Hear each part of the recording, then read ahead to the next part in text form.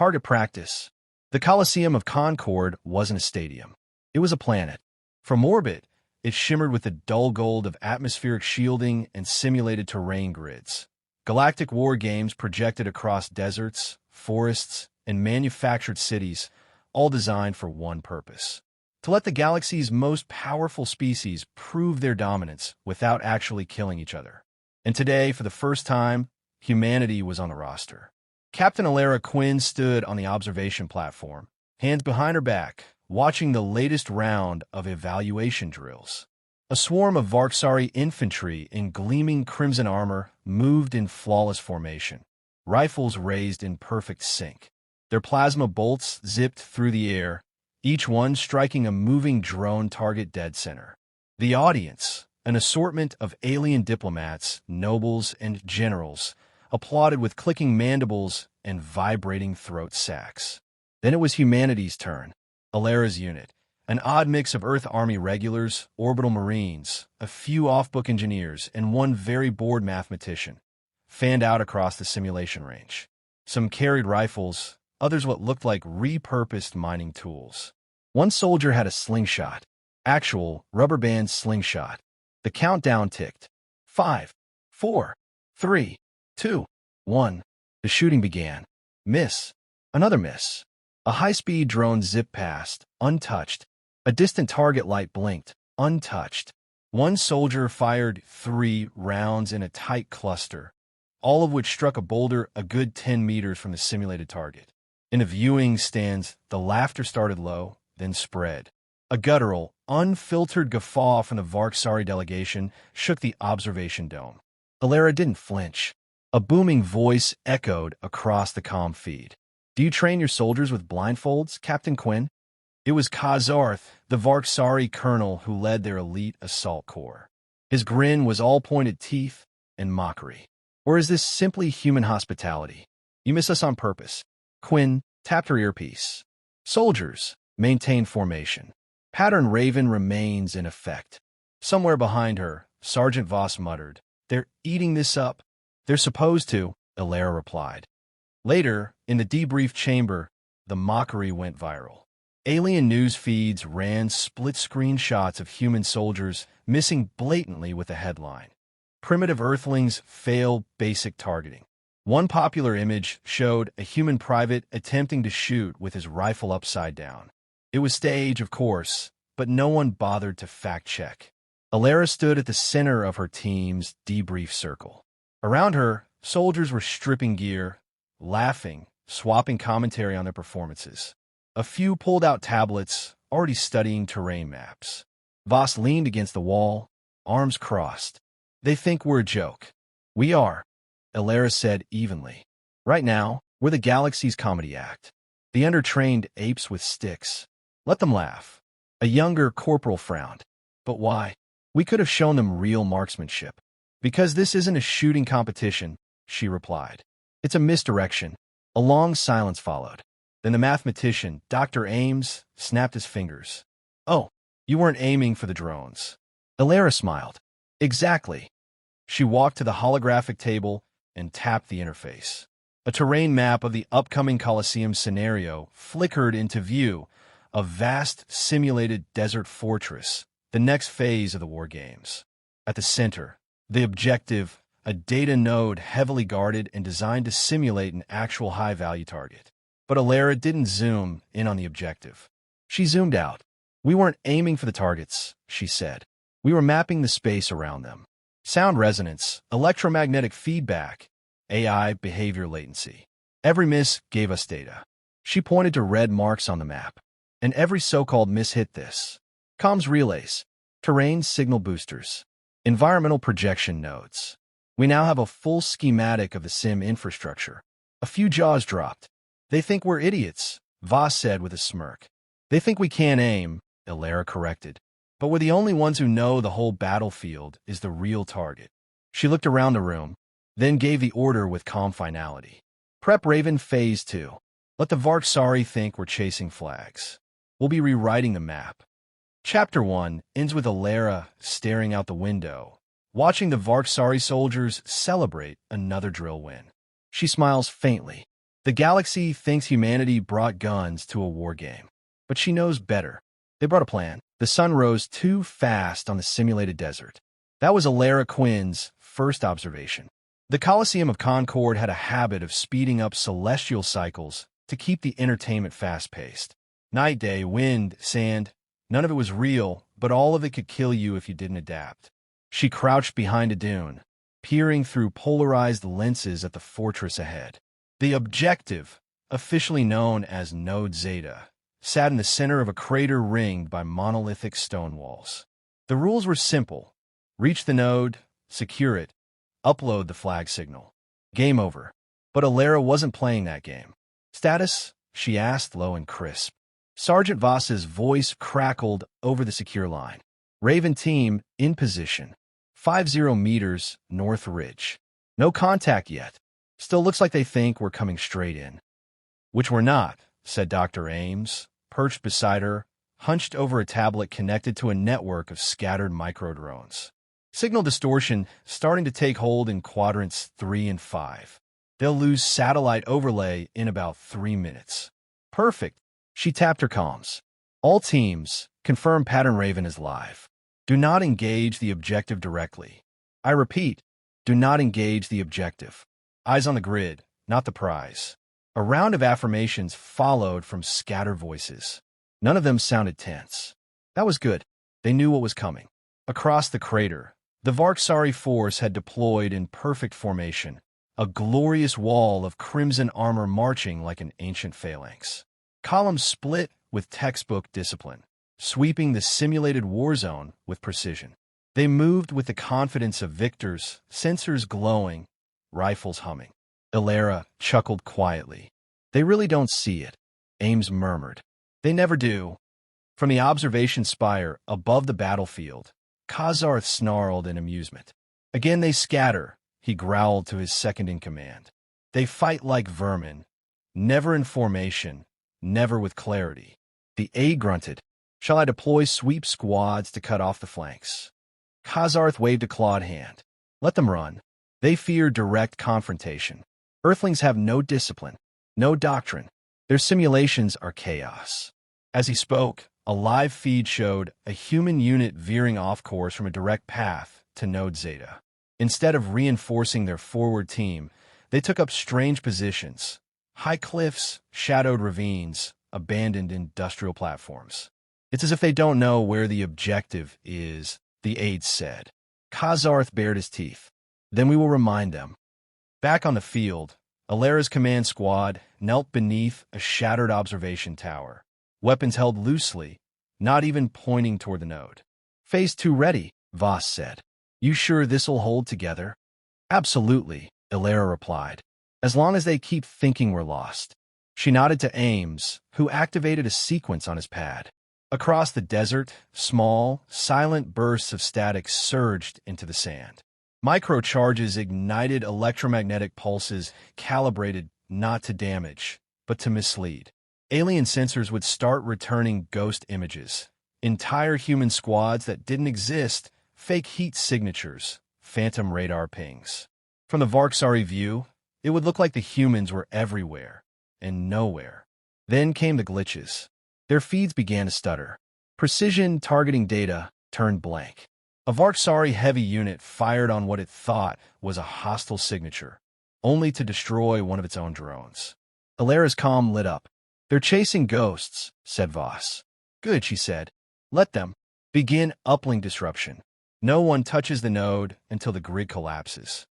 In the galactic viewing chamber, the audience was baffled. Why haven't the humans advanced? A Glarnet commentator buzzed, mandibles clicking. They've abandoned forward positioning entirely. Another responded. They appear confused, possibly demoralized. Behind them, a Terran diplomat crossed his arms and smiled. Kazarth had had enough. Deploy the reserve, he barked. End this. But as his orders rippled out, something strange happened. The node's defensive AI began to malfunction. Auto turrets shut down. Shield generators blinked out. Warning messages appeared in ancient Varksari script, except they weren't part of the simulation. Sir, his aide's voice wavered. The node's command matrix is offline. Kazarth's eyes narrowed. What? How? A low hum filled the air. Then, from every speaker on the battlefield, Alera's voice rang out. You thought we didn't know where the objective was. We did. We just weren't aiming for it.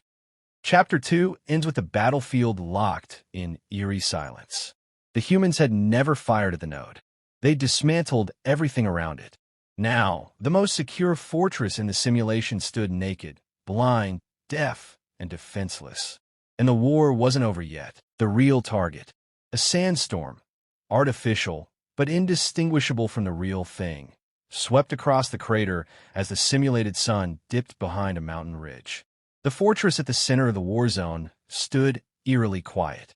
Its defense grid, once bristling with auto turrets and energy fields, now lay cold and flickering. The supposed objective, Node Zeta, was now nothing more than an unprotected console box under a glowing shield dome that pulsed like a dying heartbeat. And still, the humans hadn't touched it. Captain Alera Quinn knelt behind a ridge, shielded from the wind, eyes on her tactical display. Dozens of red blips swarmed toward the node. Varksari units. The storm had forced them to close ranks. Alera had forced them to walk blind. Voss, report. We've cut their uplinks. Comm relays are offline. Sim AI isn't responding to their override attempts. They're fighting in the dark. Good. She turned to Dr. Ames, who was seated on the ground nearby, his portable console glowing green. Ames gave a satisfied nod. We got full override. Their central node interface is rerouting through our ghost hub. If they try to access the objective now, they'll just, well, he shrugged.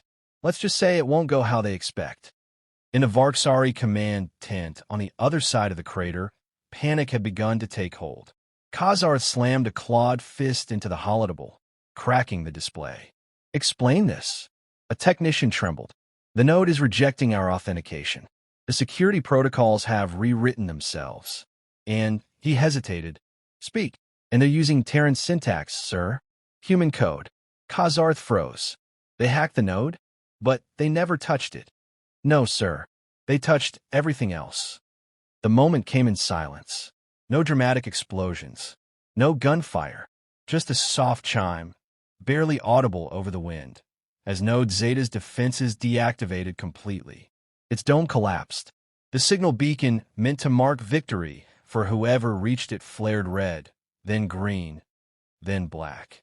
In the simulation's command center, a chorus of alerts rang out. Primary objective, nullified. Control system override detected. New administrator, CDR, Alera Quinn, Earth. Simulation terminated. On the field, Alera stood. She dusted sand from her uniform and tapped her comm broadcast uplink, she ordered. A bright blue pulse lit the sky as her face appeared on every HUD, every command console, every drone feed, across the field and all the way into the observation dome. Her voice was calm, but not soft. To the esteemed observers of the Concord Games, you asked to see our best, so we showed you our worst. You laughed when we missed targets. That's because you never realized. We weren't aiming for them. Spectators gasped. The Galactic Broadcast Network immediately halted commentary as analysts scrambled to reinterpret the footage. Backtracking through simulation logs revealed the truth. Every missed shot had struck auxiliary systems, power relays, signal hubs, AI subnodes. While the Varksari had charged at the fortress like bulls at a gate, humans had dismantled the hinges of the entire simulation. They hadn't captured the node. They had rendered it irrelevant. Kazarth, now fully aware of his defeat, drew his ceremonial blade and stormed from his command center, ignoring his aide's calls. He reached the crater's edge moments later and spotted Alera descending from her perch. She wasn't hiding. She wasn't armed. And yet, she might as well have been the one holding a blade to his throat. You dishonor the games, Kazarth growled, stepping into her path. No, Alera said, voice firm. We followed every rule. We just didn't follow your assumptions. You didn't fight. You sabotaged. Alera raised a brow. We neutralized a high-value objective, prevented your forces from reaching it, and shut down the simulation infrastructure without losing a single operative. You call that sabotage. I call it clean victory. Kazartha's lip curled. Then, to her surprise, he sheathed his blade. "You fight like no other species I've seen," he said grudgingly. "Like predators who never chase. You just build a trap and wait." She smiled. "We aim where it hurts, not where it glows." In orbit, diplomatic channels erupted. Some condemned Earth's tactics. Others praised their ingenuity. But none could deny the result. The humans hadn't played the game, they'd rewritten it. The Colosseum's scoreboard blinked. Winner, Earth. Victory type, infrastructure subversion. Casualties, 0. For the first time in galactic memory, the war game had ended without a shot fired at the actual objective. And no one could stop talking about it. Chapter 3 ends with Alara walking calmly back to her team as the sky begins to glitch above them. The Colosseum's servers failing to catch up to what just happened. Victory, she thought, was never about pulling the trigger. It was knowing where to aim, even if no one else saw the target. Legacy Protocol. The simulation ended, but the consequences rippled outward like shock waves through deep water. Within hours of Earth's victory at the Concord Coliseum, over a dozen military attaches from rival species had filed formal protests. Not about cheating, there was no evidence of that, but about interpretation. Humanity, they argued, had not honored the spirit of the games. Back aboard the TSS Horizon's Edge, orbiting high above the now-dormant Coliseum, Captain Alara Quinn read each protest silently. Then she forwarded them, without comment, to Earth's diplomatic council. Her job wasn't to soothe egos. Her job had been to win. She had. Sergeant Voss leaned in the doorway of the observation deck. "You're trending," he said with a smirk. "Even the Jalari entertainment networks are calling you Commander of Shadows." Alara didn't look up. "Catchy. They're already building holovids. One of them shows you walking away from the simulation node while it explodes in slow motion. That's funny. It never exploded. Creative license." She finally turned, meeting his eyes. "How's the crew?" "Better than ever. Morale's through the roof." Even Ames cracked a smile, almost. Voss walked over and leaned against the edge of the console. "You pulled it off, El. The whole damn plan." She allowed herself the smallest nod. "It wasn't just about the games." "I know. You wanted to show them what Earth was really capable of." "No," she said. "I wanted to show us." Down in the lower decks, Dr. Ames stood at the core data chamber, watching as the last fragments of harvested simulation data uploaded into Earth Command's archive. Petabytes of sensor readings, AI reaction times, code vulnerabilities, the blueprint of the Colosseum's infrastructure, now tucked neatly into human servers. A junior technician nearby cleared his throat. "Sir, if I may ask, why didn't we just play by their rules? Show them our real weapons, our real training." Ims didn't look up from his screen. "Because if you play their game, you can only ever win their way. And if you win their way, you never change the rules. We didn't come here to compete. Then why did we come? To prepare."